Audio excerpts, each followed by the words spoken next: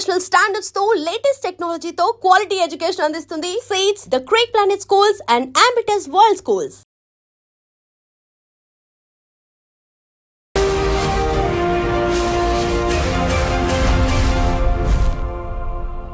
నమస్తే, welcome to iDream social spotlight with కవిత.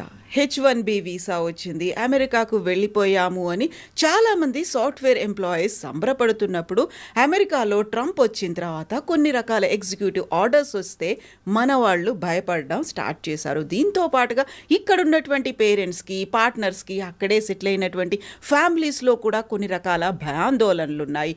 వాటికి సంబంధించి క్లారిఫికేషన్ కోసం ప్రస్తుతం మనతో పాటుగా ఉన్నారు ప్రముఖ అంతర్జాతీయ న్యాయవాది డాక్టర్ కావేటి శ్రీనివాస్ గారు. సార్ నమస్తే. నమస్కారం. సో H1B వీసా వచ్చింది, చాలా ఆనందంగా వెళ్ళిపోతాము, అక్కడే సెటిల్ అవుతున్నాము ఇవన్నీ అనుకుంటారు. బట్ సడన్గా ట్రంప్ వచ్చిన తర్వాత వచ్చినటువంటి ఎగ్జిక్యూటివ్ ఆర్డర్స్ ఒక్కసారి మా కలలు, మా ఆశలు అన్నీ పోయాయే, డిస్ట్రాయ్ అయిపోయాయి అనేటువంటి ఫీల్లో ఉన్నారు కదా. యాక్చువల్గా ఏం జరుగుతుంది, వాళ్ళని ఎలా అవేర్ చేయాలి, ఎడ్యుకేట్ చేయాలంటారు?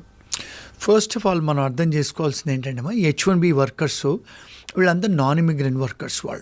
వాళ్ళకు మొదటిసారి 3 years వస్తుంది H1B, మళ్ళీ సెకండ్ ఎక్స్టెన్షన్ ఒక 3 సంవత్సరాలు వస్తుంది. టోటల్గా 6 years అండి. ఇప్పుడు ఈ 6 years లోపల కంపెనీ వాళ్ళు, ఎంప్లాయర్స్ వాళ్ళ గ్రీన్ కార్డ్ స్పాన్సర్ చేయాలి. ఇక్కడ ఏంటంటే మనకు కోటా సిస్టమ్ అనేది ఉంది.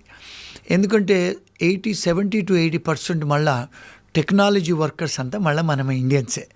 మళ్ళీ అక్కడికి వచ్చి ఎంఎస్ చేసిన వాళ్ళు, లేకపోతే ఇక్కడి నుంచి H1లో చేసుకొని వచ్చిన వాళ్ళు, మన ఎంప్లాయర్స్ కూడా సాఫ్ట్వేర్ కన్సల్టింగ్ కంపెనీస్ వాళ్ళు కూడా 82% మన వాళ్ళే రన్ చేస్తారు.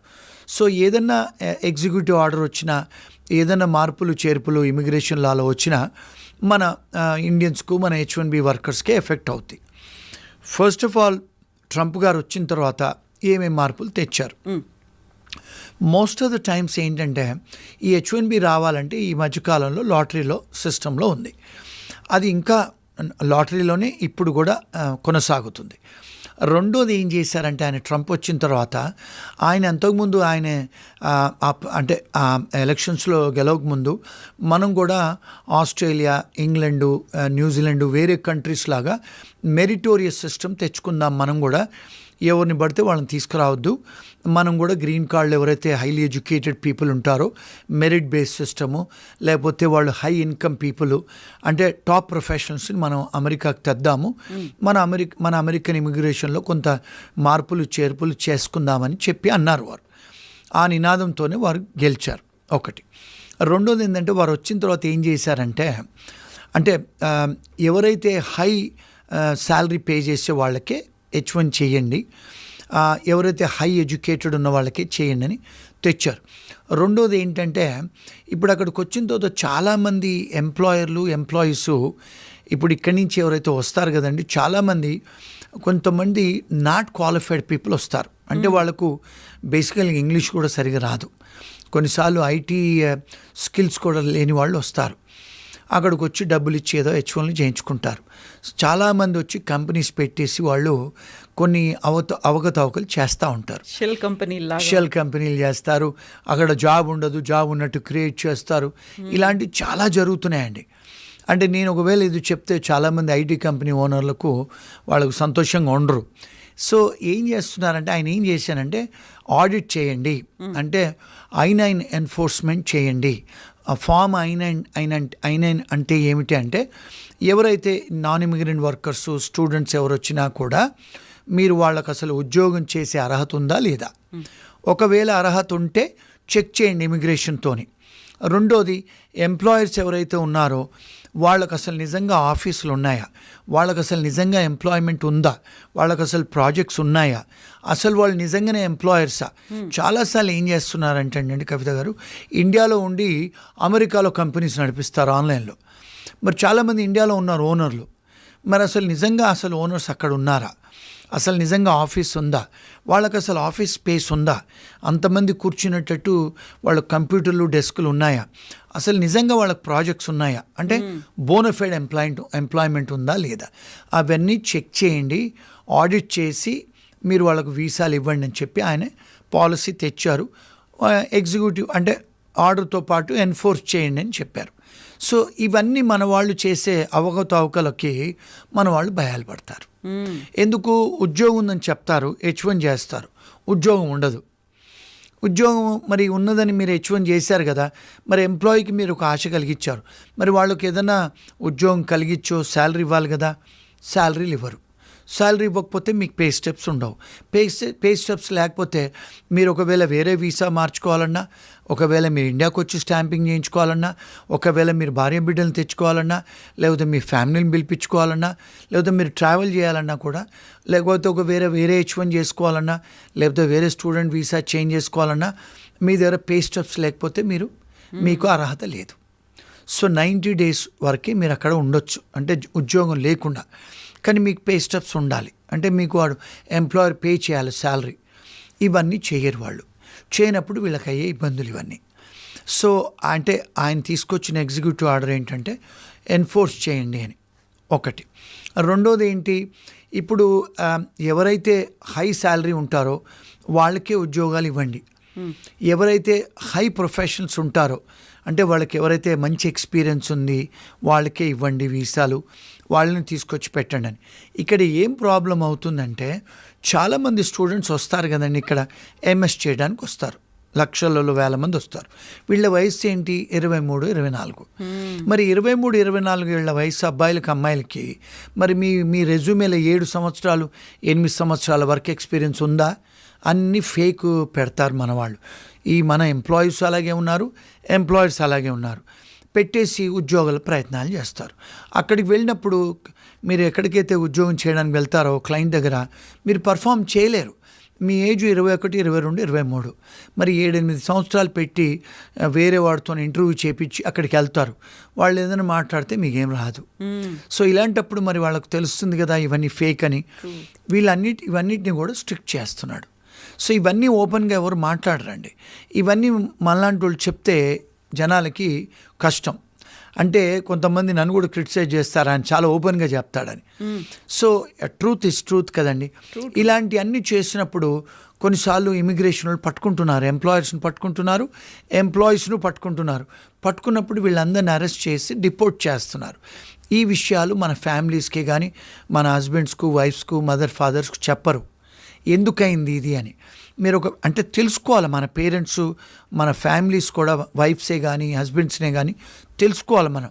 ఏమండి మీరు ఎక్కడ జాబ్ చేస్తున్నారు, ఎంప్లాయర్ ఎవరు, ఆ ఎంప్లాయర్ గురించి రీసెర్చ్ చేశారా, అసలు వాళ్ళు ఆఫీస్కి వెళ్ళి చూసారా? నాకు చాలామంది కాల్ చేస్తారండి, నేను అడుగుతాను మీరు ఎక్కడ ఉన్నారంటే నేను కాలిఫోర్నియాలో ఉన్నాను సార్ అంటారు. మరి మీ ఎంప్లాయర్ ఎక్కడ ఉన్నారంటే న్యూజెర్సీ. మరి ఎప్పుడన్నా మీరు వెళ్ళి న్యూజెర్సీకి వెళ్ళి మీ ఎంప్లాయర్ ఆఫీస్కి వెళ్ళారా, చూసారంటే లేదు సార్ అంటారు. ఎందుకంటే నేను కాలిఫోర్నియాలో ఉన్నాను. మరి మీకు ఎంప్లాయర్ ఎలా తెలుసు అంటే ఫోన్లో, ఆన్లైన్లో. మరి అసలు వాడికి ఆఫీసే లేదు అక్కడ. ఫోన్ నంబర్, న్యూజెర్సీ అడ్రస్ ఉంటుంది, న్యూజెర్సీ ఫోన్ నంబర్ ఉంటుంది. ఆ మనిషి ఎక్కడో విజయవాడలో, గుడివాడలో, హైదరాబాద్లో కూర్చొని రన్ చేస్తుంటాడు. ఫోను ఇండియన్ టైమింగ్లో ఎత్తుతాడు, ఫోను అమెరికన్ టైమింగ్లో ఎత్తాడు. మరి నేను అడుగుతాను, మరి మీకు ఎలా తెలుసు, మీరు ఏమైనా రీసెర్చ్ చేశారా? తెలీదు, చేయలేదు. మరి ఇబ్బందులే కదా. H1కు డబ్బులు ఇస్తారు వీళ్ళు, ఇవ్వకూడదు బై లా. H1 చేయించుకుంటారు. H1 అయిన తర్వాత ఉద్యోగం ఉండదు అక్కడ ఉద్యోగం ఉండదు, పేరోల్ ఉండదు. మళ్ళీ 2-3 నెలలు 4 నెలలు అయిన తర్వాత వాడు ఎంప్లాయరు ఆన్సర్ ఇవ్వడు. సో ఇవన్నీ ఇబ్బందులు అయిన తర్వాత లాయర్ల చుట్టూ తిరుగుతారు. మేము ఏం చేయగలుగుతామండి అప్పుడు? సో మేము అడిగిన క్వశ్చన్స్కి ఆన్సర్స్ ఉండవు. So this is the repeated mistakes. అందరూ ఎంప్లాయర్స్ కూడా చేసే మిస్టేక్స్. సో ఇవన్నీ మనం జాగ్రత్తలు తీసుకునేటట్టయితే మనకి ఇబ్బందులు జరగవు బై లా. ఇవన్నీ మనం చూసుకునేటట్టు. ఇంకొకటి కూడా ఎంప్లాయీస్కి ఎక్కడ ప్రాబ్లం అవుతుందంటే, ఈ ఎంప్లాయర్స్ ఈ మధ్యకాలంలో చాలామంది బ్లాక్ లిస్టెడ్ ఎంప్లాయర్స్ ఉన్నారండి. అది డిపార్ట్మెంట్ ఆఫ్ లేబర్ వెబ్సైట్లో కూడా పెట్టున్నాయి.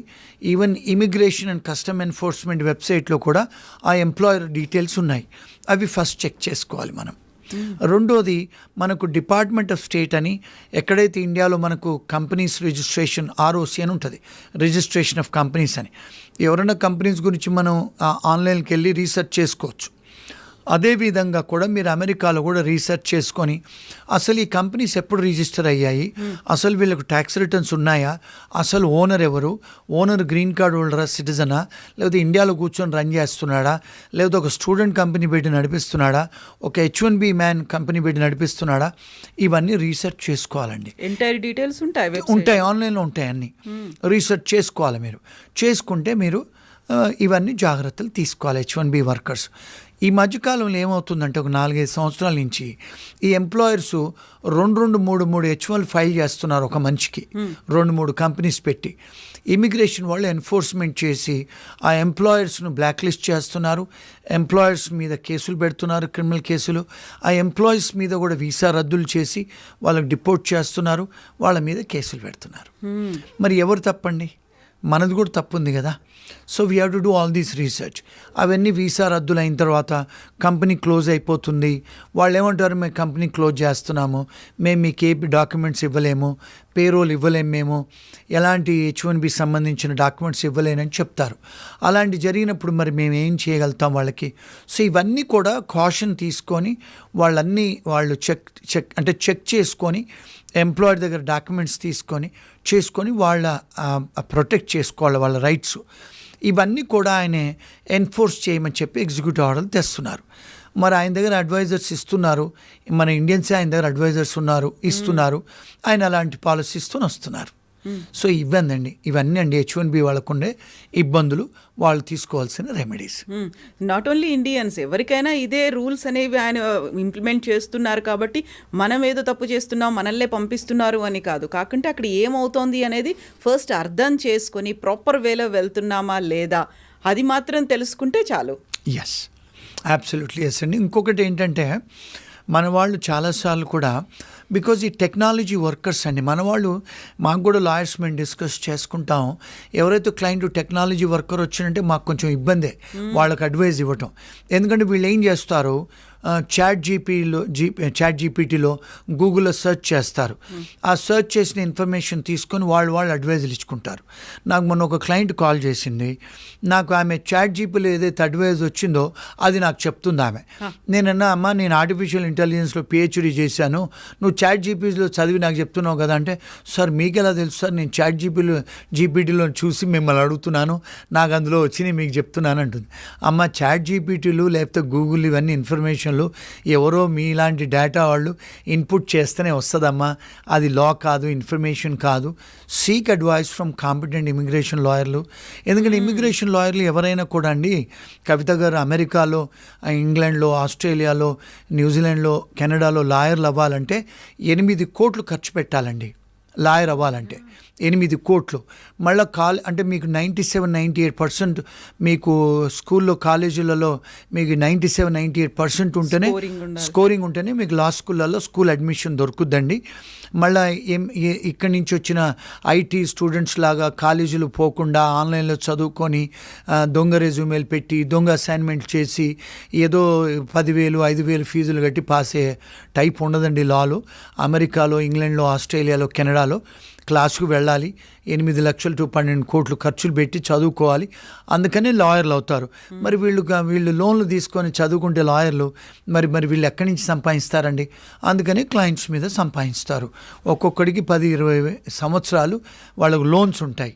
అందుకని వాళ్ళు క్లయింట్స్ దగ్గర $350 to $400-500 తీసుకొని వాళ్ళు ఫీజులు కట్టి మరి వాళ్ళకు జీతాలు ఇవ్వాలి, ఆఫీసులు నడపాలి కదా. వీళ్ళు ఏమంటారు, ఎందుకు సార్ మీరు అంత ఎక్స్పెన్సివ్ అని. మరి నేను కూడా 4 దేశాలలో చదువుకొని కోట్లు ఖర్చు పెట్టుకొని ఈరోజు లా ప్రాక్టీస్ చేస్తున్నాం, మరి ఫ్రీగా చెప్పలేం కదండి. ఎవరికైతే ఎక్స్పీరియన్స్ ఉందో, ఎవరికైతే ట్రాక్ రికార్డ్ ఉందో వాళ్ళని అథెంటిక్ అని నమ్మి వెళ్తే వాళ్ళకి కావాల్సినటువంటి సజెషన్స్ తీసుకుంటే సరిపోతుంది. కరెక్ట్ అండి. లేకపోతే మీలాంటి iDreamలో వచ్చిన వీడియోలు చూస్తే చాలామందికి ఫ్రీ ఉచిత సలహాలు దొరుకుతాయి. ఎస్. సో కావేటి శ్రీనివాస్ గారిని మేము ఇప్పుడు ఎందుకు ఇంటర్వ్యూ చేస్తున్నాము అంటే, he gives that authentic information. దాన్ని ప్రాపర్ వేలో ఎలా అప్రోచ్ అవ్వాలి, ప్రొసీజర్స్ ఏముంటాయి, what to do, what not to do అనేది ఉంటాయి కాబట్టి అవన్నీ క్లియర్గా చెప్తారని. Thank you so much Srinivas. Thank you.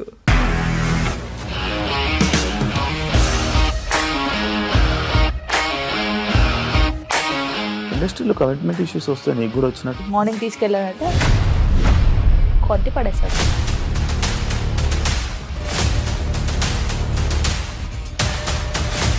ఒక్కళ్ళు కూడా చూడలేదు ఈ సినిమా అని చెప్పడానికి కూడా చాలా ధైర్యం కావాలి. అది నిజం కదా, దాంట్లో ధైర్యం ఏంటి? ఇది నెక్స్ట్ డే ప్లేట్ మార్చేస్తే తప్పు కదా. As of now we are comfortable this అని నేను అనుకుంటున్నాను. రష్మిక గారిది మీది ఒకే ఊరంట కదా.